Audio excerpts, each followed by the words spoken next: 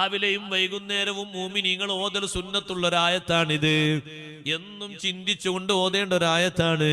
അഫഹസിബതും അന്നമാ ഖലഖനാകും അബസാ, നിങ്ങളെ വെറുതെ പടച്ചതാണെന്ന് നിങ്ങൾ വിചാരിക്കുന്നുണ്ടോ? ഭൂമിക്കൊരു കനം കിട്ടാൻ വേണ്ടിയാണോ പടച്ചത്? ഇവിടെ വ്യാപാരങ്ങൾ നടക്കാൻ വേണ്ടി മാത്രമാണോ പടച്ചത്? ഭൂമിയുടെ സന്തുലിതാവസ്ഥ നിലനിർത്താൻ നിങ്ങളെ കൊണ്ട് മാത്രമേ കഴിയൂ എന്നുള്ള നിലക്കാണോ പടച്ചത്? അല്ലേ അല്ല, വെറുതെ പടച്ചതല്ല, ആസ്വാദനത്തിന് പടച്ചതല്ല, ഹോബികൾ തീർക്കാൻ വേണ്ടി പടച്ചതല്ല. റബ്ബ് തആല സൃഷ്ടിച്ചതിന്റെ പിന്നിൽ ലക്ഷ്യമുണ്ട്.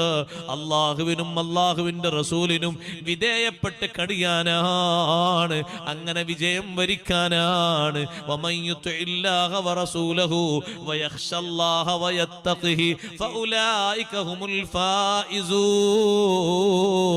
വിജയികളെ കൂട്ടത്തിൽ പെടണം.